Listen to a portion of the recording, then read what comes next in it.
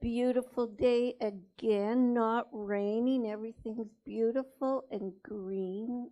Aren't we lucky? I'm Reverend Tress Phillips, and I want to welcome you to the Red Deer Center for Spiritual Living. Now today, if you will join me in our opening affirmation on our blue sheets inside of our bulletin. In this moment, I experience the highest and best within me, which is the very substance and spirit of God. Here is my peace and my power, my abundance and my joy. Confidently, I take ownership of all that I am, and so experience all that life is, and so it is. And now our growing spirit circle for the children who are now adults, and I know there's children here as well, probably online. And our growing spirits, our word is gratitude, and that's a great word for today. And gratitude is being thankful. What are you especially thankful for? Ask yourself. So the affirmation today is, I have an attitude of gratitude. So if you want to share with me, I have an attitude of gratitude.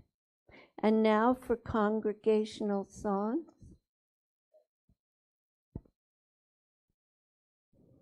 We're going to do I Am the Thinker. You can stand and sing along on page 138.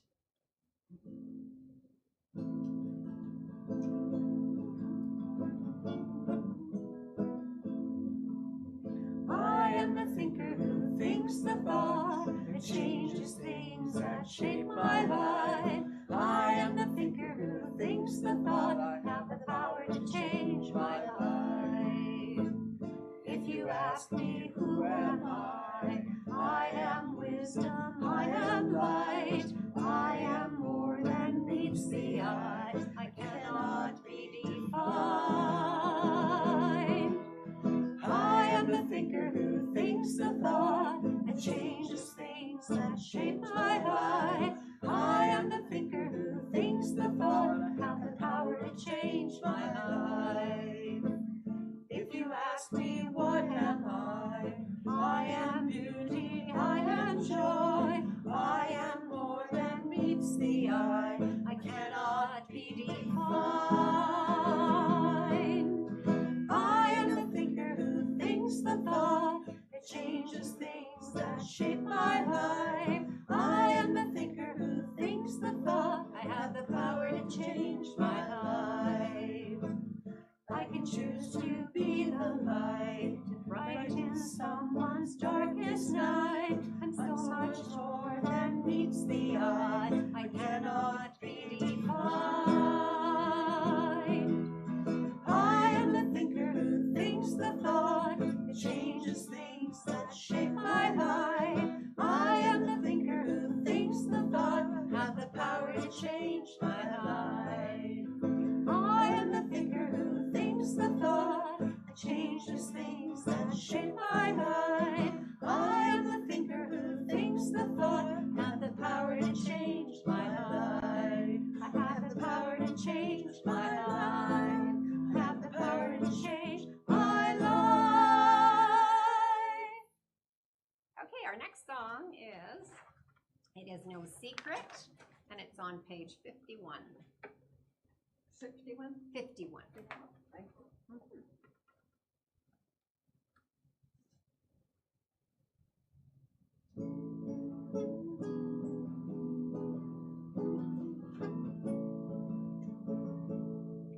The chimes of time ring out the news, another day is through. Someone's life has changed. Is that someone you? You may have longed for added strength, your courage to renew. Well, listen to this message, your dreams can all come true. It is no secret what God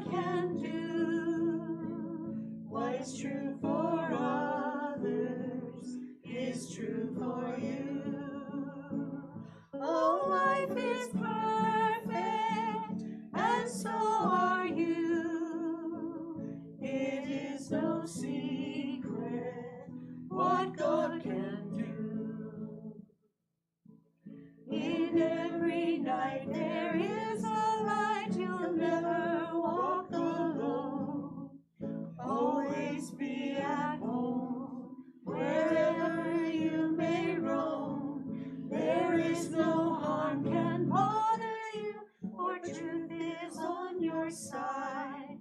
And this can be your promise, as long as you decide. It is no secret what God can do. What is true for others is true for you. All life is perfect, and so are you. It is no secret what God can do. Now God is all, and God is good when love is all around. Here is what I found: health and love abound. Abundance follows all who know. It's there with every sound of gratitude. There's sunshine for every time you frown. It is no secret what God can do. What is true for others is true for you. All life is perfect, and so are you. It is no secret what God can do. It is no secret what God can do.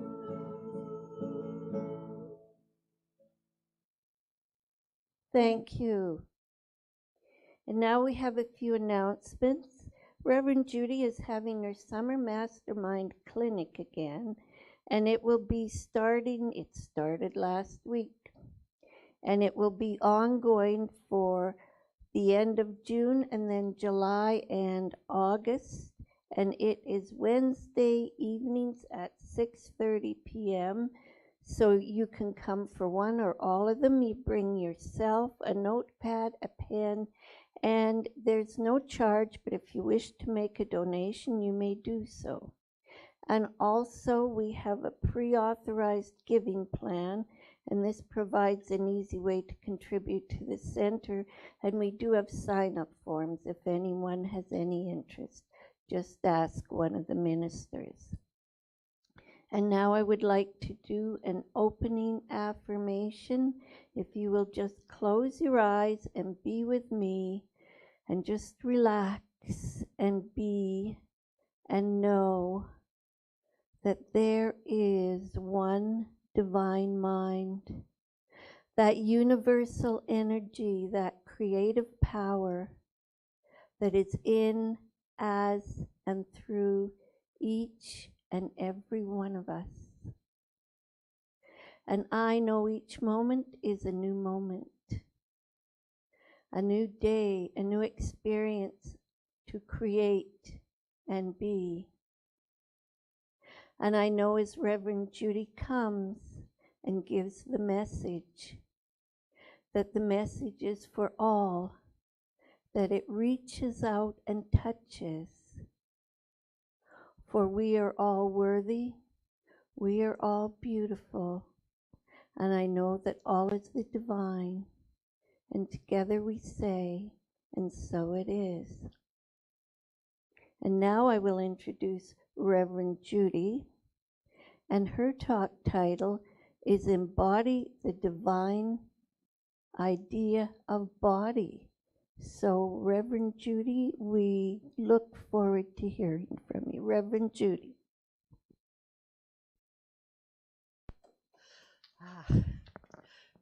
Thank you, Reverend Tress. And thank you, everyone who is in this room. And thank you, all of you who may be watching this later, maybe this evening after you've had a day out in the sun. it is a beautiful day, whether you're in or whether you're out. If you're breathing, it's a beautiful day. And the idea of embracing the divine idea of body kind of sums up what we've been hearing about this month. We've, through the months we have different themes, and this one is body.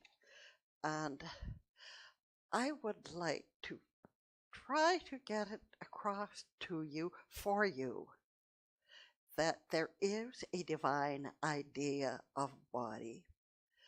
And there's a reason why some of us aren't manifesting that the way we would like to. And I don't mean our shape or our size or our appearance or whether we've got blue eyes or brown eyes. I'm talking about the spiritual truth of these bodies we were given. And at the beginning of the Old Testament, it talks about the creation and I know these things, and for whatever reason they're out of my mind, but it says, so God created man in his own image. In the image of God created he him, male and female created he them. And what did God have to create out of? I'm guessing itself. So if God created man and woman in its own image, out of its own self, what does that make us? What does that make our bodies? It makes our bodies a divine idea that came out of the mind of God and out of the substance of God. So what do you think about that? Do you think that illness came out of the mind of God? Do you think that a sore back came out of the mind of God? Or any other unwellness? In the science of mind, Ernest Holmes talks about something called race consciousness. So think about, we'll call it Adam and Eve. We'll call the original beings and use those names for convenience. Do you think that they were made with all kinds of illness in their cells built in when they were fresh made out of the very substance and spirit of God? I don't think so. Anybody disagree? All right. So now Adam and Eve had children, and they had children, and they had children. Some of us have read all the begats in the Bible, and the generations kept piling up. And impure thoughts crept in, and expectations of hurting or our bodies becoming frail snuck into what we call race consciousness, the total consciousness of all of mankind. And in that consciousness grew the seeds of cancer, of tuberculosis, of COVID, of all kinds of stuff, of frail bones and colds and coughs. Do you follow where that all came from? It didn't come from God. We're created in the likeness and image. And besides that, we're temples. The Bible also tells us that know you not, you are the temple of God. And the temple of God is holy, which temple you are. Do you think that temple had built-in defects? The temple of God, presumably created by God, no defects. What is left? Perfection. What is left is a divine idea expressing itself in your form and your form and your form and your form and even in my form. A divine idea. So this, I could make this a 5-minute talk and you get the message, but I won't cut it off quite that early. But think about what we can do about that so we can get back to what I like to call the original perfection. And I like to, especially if I'm doing treatment for somebody and about a particular ailment.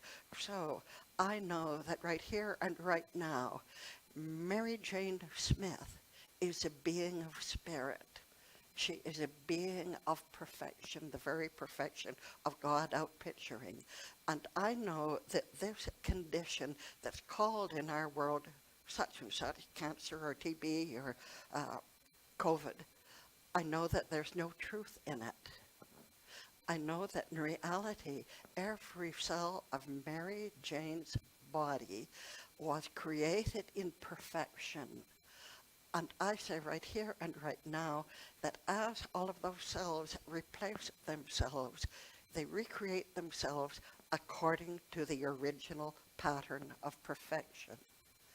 That which is called such and such has no truth in it. It has no place in Mary Jane's body.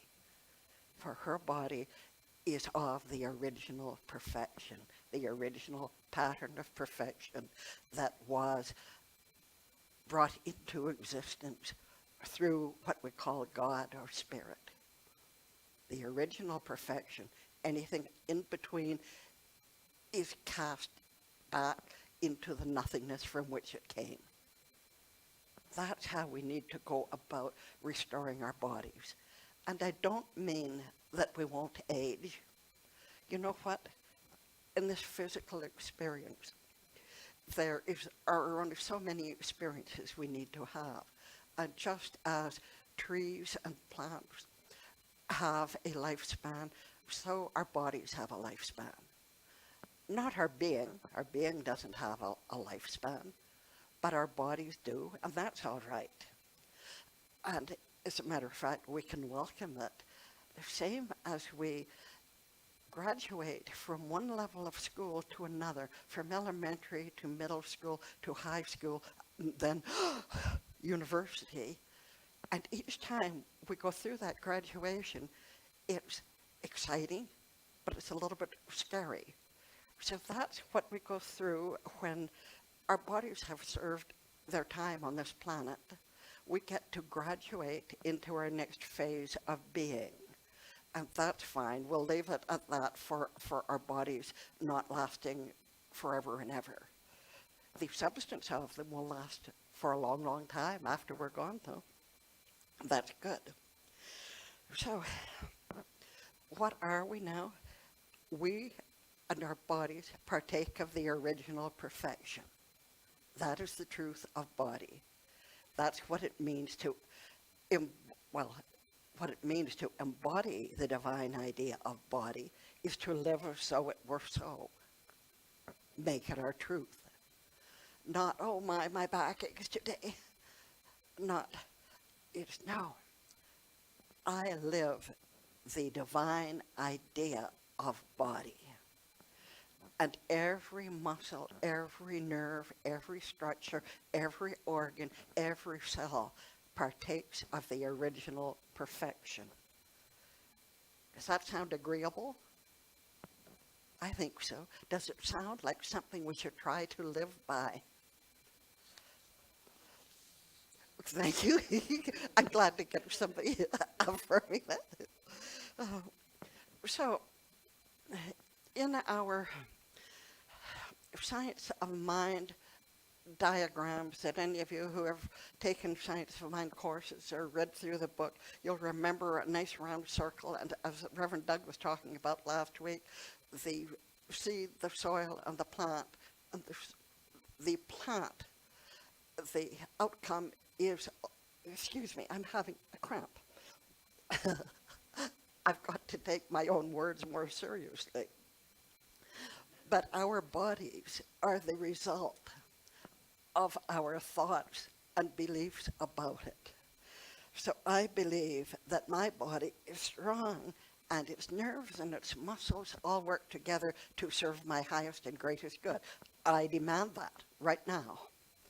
All right. So, well,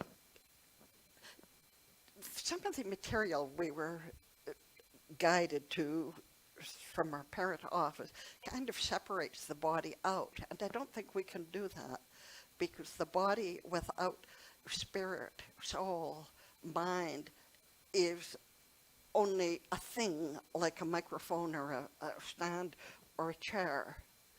So our body is an effect of the total sum of our thoughts and feelings about it and whatever race consciousness we have permitted to endure in our experience. So I'm going to go back to my page with the quotations on, and excuse me because I am having this experience that is a real body experience. And I want to go back to the, well, for any of you who are on my Facebook page or check the Center's Facebook page, the message I posted today was, "My body responds to health. Today I shall have all the energy, vitality, and strength I shall need to accomplish without strain," and without cramps too, by the way. Yeah, the radiant eternal health of God is in every cell of my body, and the one mind maintains this health in me today. And that, I guess that was yesterday's post. And it's in a book called 365 Days of Richer Living, and it's by Ernest Holmes and Raymond Charles Barker in partnership, I guess, in that book. And it's got a full treatment, like a full page for every day of the year. And that was the message from yesterday. And I want to go to, how many of you love your bodies? Just the way they are. Good, good, good. I've got some of you agreeing that you do. And you've heard of Alan Cohen, who used to do all kinds of workshops and presentations, and he was at one of our Science of Mind conferences too. But he said, to love yourself right now, just as you are, is to give yourself heaven. Isn't that beautiful? And he goes on to say, don't wait until you die. If you wait, you die now. If you love, you live now. So learning that probably the greatest challenge we're ever given, to love ourselves right now, just as we are. Has anybody here achieved that fully? In moments, maybe? I've achieved it in moments. I can't say I carry it with me always. I've got to keep that Alan Cohen quote alive in here. To love yourself right now, just as you are, is to give yourself heaven. And don't wait. So that kind of where we're at. Our bodies are so complex if you go into the neurology and the physical parts and muscles and bones and organs and all of that. But we don't have to know about all of that. We just have to know that there was, in the beginning, with the first beings, a pattern of perfection. And that, so ourselves carry some marker that gives us a potential for experiencing such and such. Well, that wasn't in the original pattern. That was not the original pattern of perfection that came onto this planet to experience life as human beings. So the oftener I can tell myself, every cell in my body, as it replicates itself, as it renews itself, every cell is recreated according to the original perfection. That is a huge gift. That is a marvelous thing to use. There's another thing I use too that I should have been using right here. And that is when you're having pain or a cough or something, but just knowing that right here where pain appears to be or where cramp appears to be, the presence of God is. Where the presence of God is, there is no pain. Right here, the presence of God is. And I've got my story. Some of you have heard it before, maybe even more than once. One year when Norris and I were traveling home from our Christmas visit to in-laws, and I was having a pain shooting through one hip, and it kept this is just after I got into the truck, and it was really a nuisance. And after putting up with this for maybe 10, 15 minutes, I said, this isn't the way it's supposed to be. And I put my hand on my hip, and several times I went through that. Right here, the presence of God is. Where the presence of God is, pain cannot exist. Right here, the presence of God is. And guess what? Those shooting pains went away and never came back. So if you can get yourself into that mode of being able to do that for yourself, yes, yeah, good for me. I just need to remember to do it more often. So getting the idea that if we choose to, we can embody the divine idea of body rather than mankind's expectation of pains and disease. We embody the divine idea of body, and we live from that. I'm going to really have fun in the rest of my 80s because this body will serves me well and will continue to do so. Actually, I've got a little affirmation in here that we could try repeating after me if you like. I embrace the ideal of the divine body. I embrace the ideal of the divine body and let that ideal unfold in my physical body. And let that idea unfold in my physical body. Just keep remembering. Right now, there's cells being replaced in your body, and just know that those cells are according to the original pattern of perfection. I've got a little story here. Do you think that intuition is a thing of the body? Or is it a thing of the mind or the soul or the spirit? Now, the story I'm going to tell you is as though it was a thing of the body, but it really comes down to intuition, and we know that intuition is really God speaking to us. And we might feel it in our gut, we might feel it in our heart, we might feel it in the tears behind our eyes, but it's still body. But I'm going to read this to you anyway. A young woman had recently graduated from nursing school and took a position as an ICU nurse. Through school and in her training at the new job, nursing intuition was frequently referred to. This intuition was given nearly as much attention as other objective, measurable signs about a patient's condition. She had been assured in school that nursing intuition would develop over time. One night, as she assessed her patient and surveyed the room, something just felt wrong. She felt a little queasy, a little stiff. Her gut was telling her that something was off.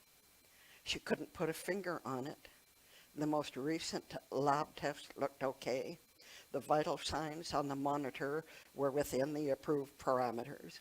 The patient's assessment didn't show anything deeply outside the expected findings, given that he was in the ICU.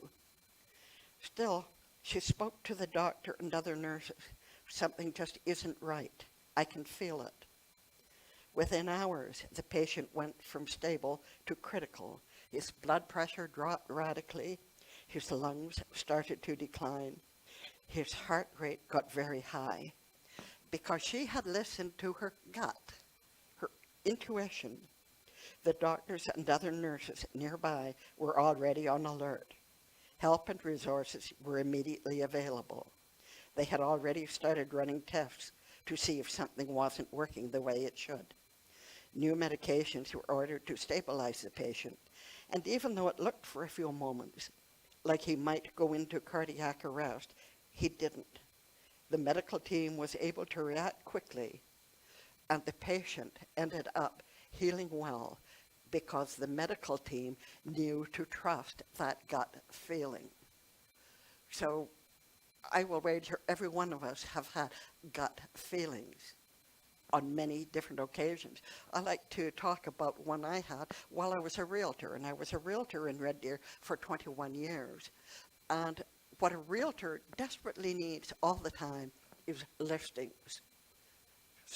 Selling a house to somebody, finding the right house for them, that is a joy, but your bread and butter comes from listing houses. Well, this particular day I was off. I think it was our MLS viewing morning, and we'd go and look at a dozen or so houses. But I was driving through one street in Mount View, and a house virtually jumped out in front of me and waved, just telling me, stop what you're doing, go and knock on that door. Well, I didn't. Then within the following week, somebody else's sign went up on that house. That was a listing that I might have had if I had listened to my gut, to my intuition. Because how often, do you see a house demanding your attention like that? And it wasn't a special house. It wasn't a big house. It was an ordinary little bungalow. So learning to trust our inner voice, whether it's about our bodies or about something in our outer experience, which is the effect. Our bodies are simply an effect. They're not something, well, they're real, but they're an effect. They're a result of our thoughts. They're a result of all of the race consciousness we have chosen to live by.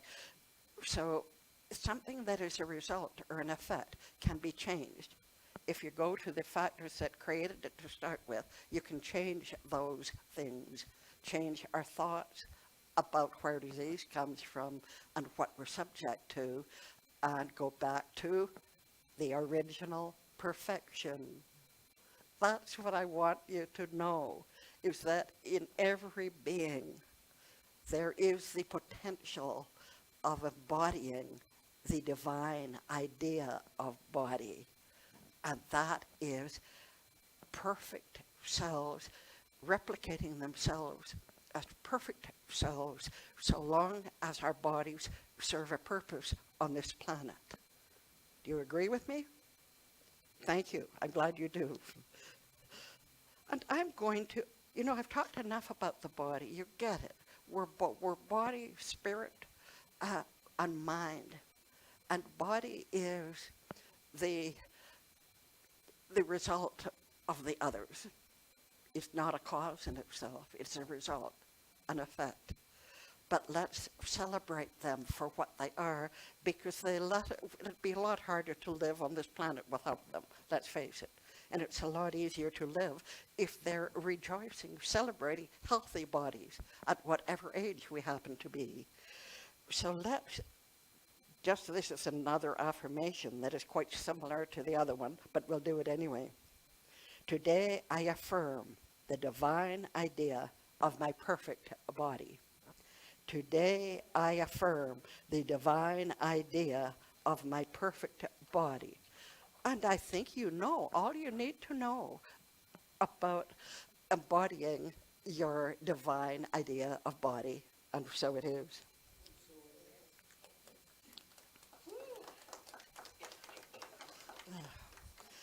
All right, it's time to go into the offertory portion of our program. So we'll begin with reading our prosperity affirmation together. To me, all is given. Through me, it is used and generously shared. The open channel that I am admits no impediment. The flow is constant, to, through, and from me. With a grateful heart, I rejoice, knowing that all is God and all is good, and so it is. And if you choose to share an offering with us today, just before you leave, you can come and drop an envelope in the basket. And if you're online, you know how to reach us if you choose to share with us. Thank you. And with that, our musicians have a special number for our enjoyment. I'll turn the time over to them now. Before we start, I forgot to mention, I Am the Thinker was by Sue Riley, and It Is No Secret was by Stuart Hamblin. I forgot to mention that. Today, now we're going to do a song called Seven Wonders of the World, and that's by Robert Andersen.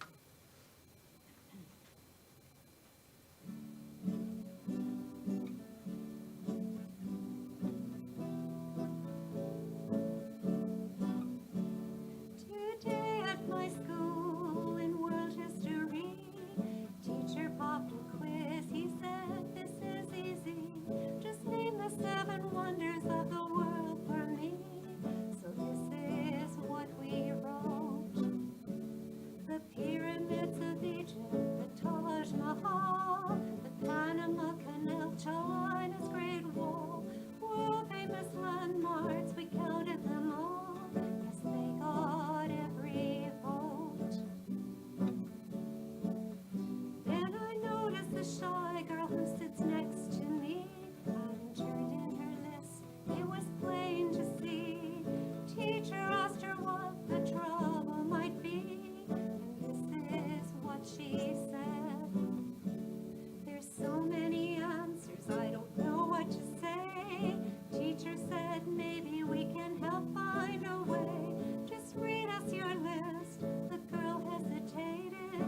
This is what she read: to touch, to see, to taste, and to feel, to laugh, and to hear, to love while we're here.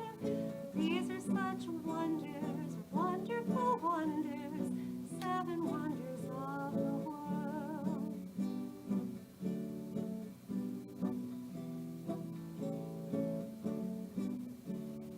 Well, you could have heard a pin drop in that room. Nobody spoke, nobody moved, till someone asked the girl to read it once more through. And so she spoke again: to touch, to see, to taste, and to feel, to laugh, and to hear, to love while we're here. These are such wonders, wonderful wonders, seven wonders of the world.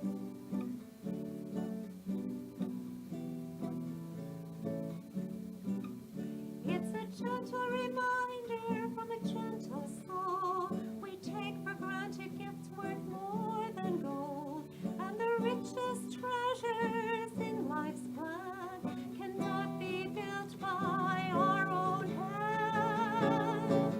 To touch, to see, to taste, and to feel, to laugh, and to hear, to love while we're here. These are such wonders, wonderful wonders, seven wonders of the world, seven wonders of the world.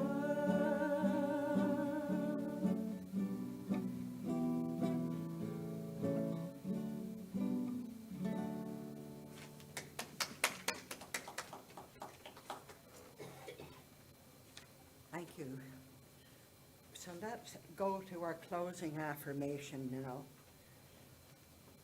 I go about my day from one precious moment to the next, making the conscious choice to fully experience each moment, moving with ease and grace through each experience. Spirit within me knows how, and I listen and respond. All is well, and so it is. We'll go into our closing songs.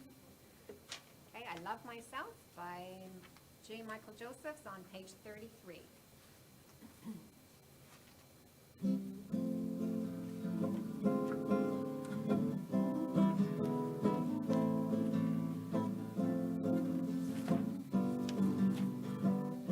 Before that. I love myself the way I am. There's nothing I need to change.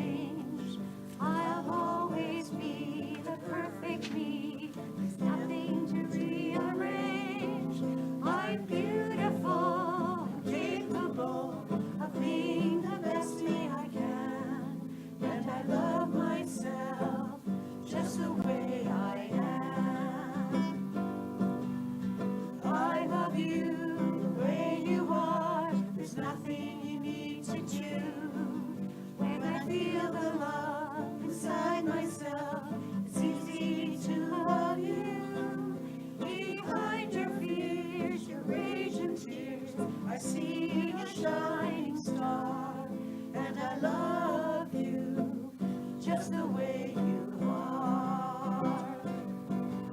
I love the world the way it is, 'cause I can clearly see that all the things I judge are done by people just like me. So till the birth of peace on earth that only love can bring, I'll help it grow by loving everything. I love myself the way I am, and still I want to grow. But change outside can only come, but deep inside I know I'm beautiful and capable of being the best thing I can. And I love myself just the way I am. I love myself just the way I am.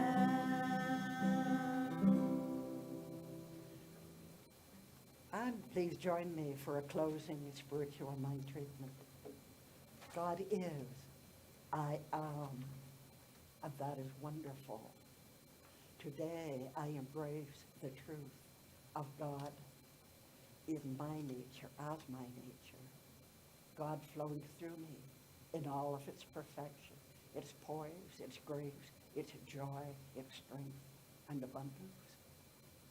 I accept it all, and I open myself to an ever greater flow of pure good and greater joy, and so it is. Feel free to stand. Our last song is Yes, There's Peace on Earth, and it's page 114.